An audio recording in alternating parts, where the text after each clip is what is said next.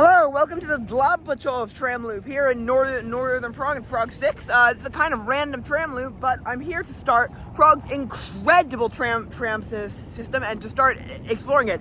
Now, why am I starting here at the random tram loop? Well, the reason is right there. This tram right here is a historic vintage tram running on the number 482 line, and it leaves from here. So here's the history section, overlaid with clips of me riding this wonderful vintage tram. The history of Prague's tram system dates back to 1873, when the Anglo-Czech Tramway Company was established to run horse-drawn trams in Prague. Construction soon began, and the line opened in September of 1875, running from Karlín to the Národní Divadlo. This was a huge success, and expansions were soon built to the Smíchov train station, Vinohrady, and Žižkov. By 1883, the system boasted nearly 20 kilometers of trackage. However, the system was still horse-powered, which clearly presented some pretty significant problems. In 1891, however, the first electric trams came to Prague, in the form of a short line along the Letná Hill, owned by the electric railway at Letná and Prague, or simply the Electric Railway. This line proved to be a success, and the electric railway opened a much more important line from Florenc to Libuš and Vysočany in 1896. In 1897, the Electric Railway and Tramway Company merged, forming the electric companies of the Royal City of Prague. This merger sparked massive growth, with many new lines opening, including one we'll be riding today to Košice. By 1905, the entire system was electrified, and by 1907, all tram lines in Prague were owned by the municipally run Prague Transportation Company. During World War I, the tram network was put under massive strain. Trams were forced into cargo reserves, and some were even melted down to be used in ammunition. However, by 1921, the system was expanding again. Suburban communities were quickly popping up, and tram lines came to serve them. In 1927, the system had over 100 kilometers of trackage. During World War II, the tram system was so vital that it kept running, and only for 11 days in May of 1945 was the system shut down. After the war, however, the tram system was in dire need of modernization. Unlike in America, where this would be the point in the story where the decline begins, in Prague, the system got a complete overhaul. Median running segments began being constructed, and new Tatra T1 trams were ordered. The most significant upgrade, however, came in 1962, when the first Tatra T3 tram was introduced. This type of tram, based roughly on the American PCC design, is still in service not only in Prague, but across Central and Eastern Europe, and has become an icon of Prague. In the 1960s, there were experiments around tram tunnels in central Prague, but these were scrapped in favor of the Prague metro system. The 1970s and 80s saw a relative stagnation in the expansion of the system, though it remained vital to the city itself. After the Velvet Revolution of 1989, however, expansion started up once again. The Košice line was extended to Řepy, and new lines were built in southern Prague to Modřany and Sídliště Barandov. Sorry for the awful pronunciations. This expansion continued into the 21st century, not only with new rolling stock, but also with both southern lines being extended. The Modřany line to Libuš and the Sídliště Barandov line to Slivenec. And conveniently, that's the line we're starting with today. So I'll see you at Národní Divadlo to go ride the line to Slivenec. Alright, well, that was fun. The 482 was very, very fun. Openable windows is the best feature of any rail vehicle. Not just trams, literally any rail vehicle. So now I'm at Národní Divadlo, and I'm going to get the 5 down to Slivenec, which is, funnily enough, one of Prague's newest tram extensions. So we go from riding the vintage line to riding its newest, or at least one of its newest lines. Although, fair warning, our like actual tram vehicle may well still be a Tatra T3, not one of these nice new trams. Although we should ride one later. And anyway, I'll see you again on the 5 to Slivenec. Hello, welcome aboard the 5. I'm in the cool back seat where you can look out the back. Because fun fact, most of the Prague trams are single-ended. The 14Ts, 15Ts, and the T3s are. The only ones are the T8 KBSs, I think they're called. Basically, they're the cool old ones. They're the weird ones from the 80s. Those are double-ended. They're the fugly new ones, and then they're the nice new ones. this is a nice new one, a 15T. One thing I've noticed, so especially on these new trams, there's always graffiti on the back of them.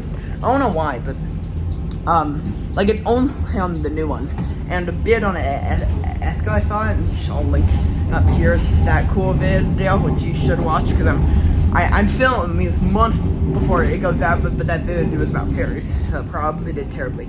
Anyway, now we're gonna take this all the way down to Slivenec, so I'll see you probably before there with something cool, because we do at some point cross the Volta, and that's cool. Okay, so we crossed the Voltova, which, by the way, a lot of tram routes do. It's really cool. And then we headed south, first on the street, then on, like, off-street median things, and then onto a really weird-looking elevated viaduct, and then back off-street to Sídliště Barandov, where the 20 and 12 routes still end. That's also where the extension to Slivenec starts. We then headed on to that extension, which had a surprising amount of TOD being constructed, especially for a country like Czechia, which doesn't really do suburbs. Granted, it is still super dense compared to like a traditional American-style suburb, but compared to a Czech small town, it's a lot less dense. However, still being served by tram, still pretty dense, so I think it's good. Alright, I'll see you at Slivenec. Alrighty, welcome to Slivenec. Yeah, I kept mispronouncing Slivenec as Slivenec. I think at one point I heard a tram announcement, and then I corrected myself. So, yeah, sorry. This is actually a really interesting station. They have a whole massive loop there, and then seemingly a deboarding platform and a boarding platform, which is all surrounded by, you guessed it, the middle of nowhere. Welcome to the suburbs of Czechia. There are no suburbs in Czechia, so this is kind of very middle of nowhere-esque. One interesting thing is that Google seems to imply that connection up to the bus stop there does not exist. Now, it obviously does. So I'm considering not actually going back to Holnia to get the bus. But there's a tram in 3 minutes, so I think I'll take that. Quick Slivenec review, like that it's cool. It is extremely Czech because it's so middle nowhere, like kind of like building a lot in the middle nowhere in the hopes to spur suburban development. It seems bad, but when you have literally no development, the suburban development, when you're building a transit line, is it going to be somewhat transit oriented. This extension has been quite fast. Really, ever since we've been running quite fast. The 4, the 5, and the 94 come here. The 4 does not come here. The night tram. The 5 is pretty much every 12 minutes or so, and at peak it is every 10, which is not the best, but also by no means bad. So yeah, I'm going to get that tram in 2 minutes, up one stop to Holnia, and then we'll get the bus. So for some reason, the footage that I filmed at Holnia won't upload, but it basically was about the same as Slivenec, except there was kind of a bit of a neighborhood there. Then I got the 104 bus to a ferry, which it was listed as like on demand or every 20 minutes. Turns out what that meant is you had to be there at the scheduled time to request the on-demand ferry to depart. And if you didn't, it would just wait for the next 20 minutes. So I thought it meant that it was completely on demand. So I came at like 11:42. The schedule said 11:40, and the ferry person told me to wait until 12. But I got across the Voltova, and now let's go ride Prague's other really cool new tram line to Libuš. Okay, hello. I'm on board. I'm mostly riding this just for the new extension coolness. But I'm also on one I genuinely forgot the name. They're like, there's a Tatra T3. I'll put the text box. And anyway, these are double-ended. They're the only double-ended trams in the Prague tram fleet. And I think the reason why is because I think Libuš and some other termini are only just 2 tracks, not a loop. But anyway, yeah.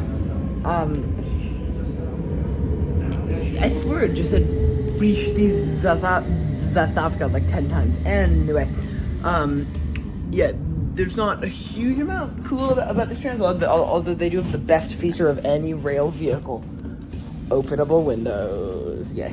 Although I think they might also have AC because they are closed. Oh, well, no summer, but oh no. And anyway, I'll see you at Libuš. Welcome to Libuš. This is it's cool because they have the median already. As you can kind of see back there, there's already a median, and then they just made the tram, and you can also see there's no loop. That's why it has to be blended. So now, I'm once again gonna do a little traveling thing. I'm gonna take a bus to the metro to get to our next tram thing. So I'll see you at IP Pavlova. See you there. Alrighty, so I got to IP Pavlova and I had lunch, but before we get on a tram out of there, there's one cool thing on the Prague tram network that I didn't see this day, but I did see a different day, and that is the single track section in Malá Strana. It's super short. However, it's still really cool to foam, and yes, I went there and I was a massive tram foamer. So enjoy these cool tram foamer shots, and I'll see you on the 10 leaving IP Pavlova.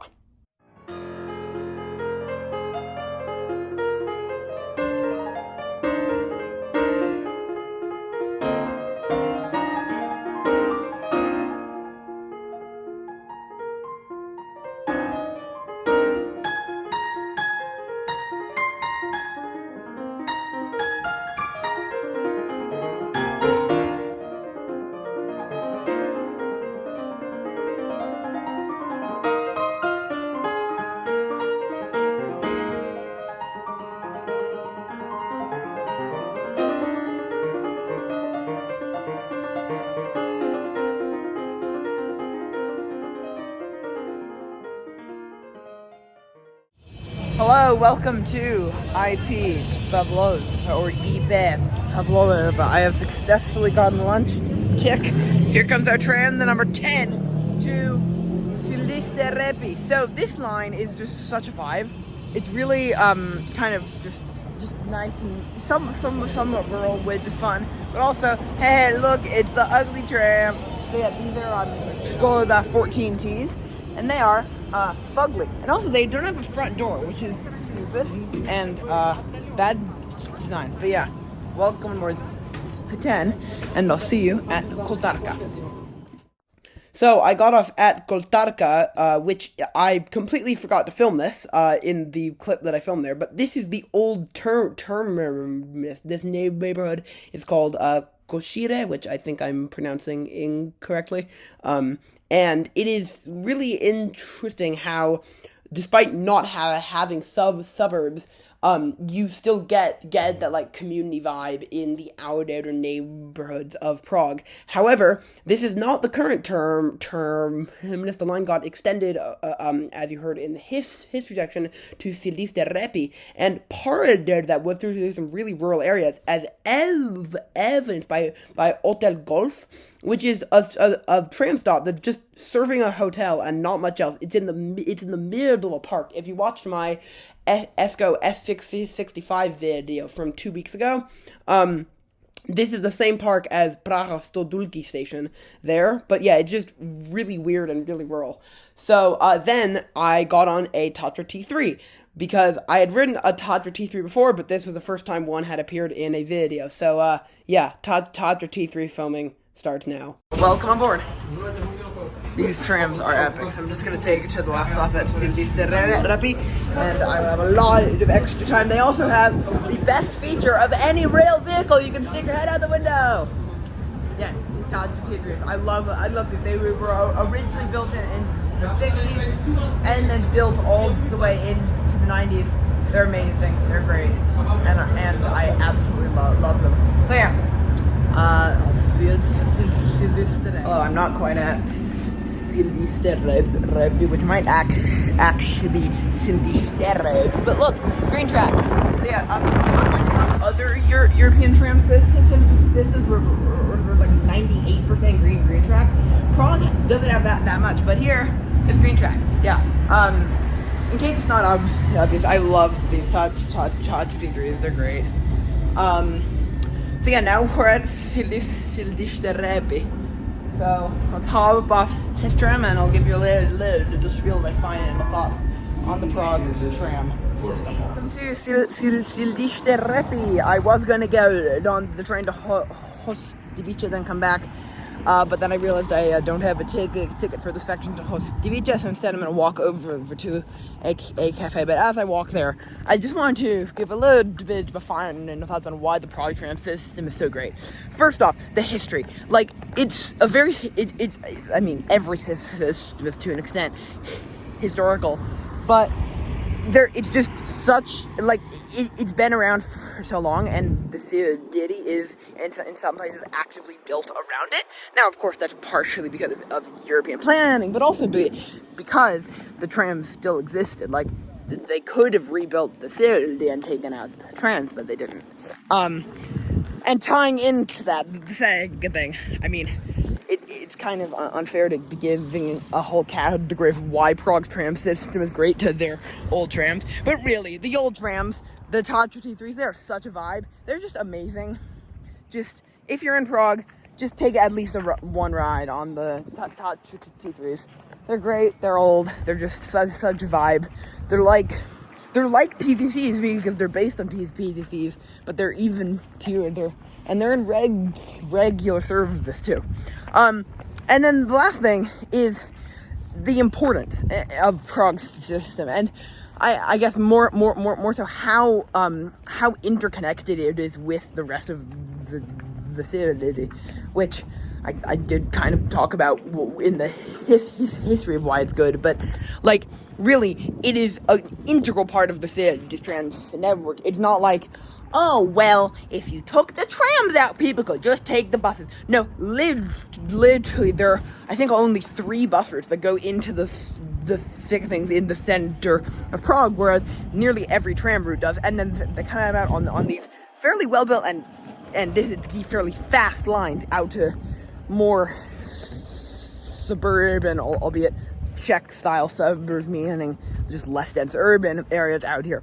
So that's why I think the Prague tram system is so great. I hope I have showed it well. Thank you so much for watching, and I'll see you next week with the video. Well, no, next week will be a New York video, but my next European video will be an Austrian sleeper train.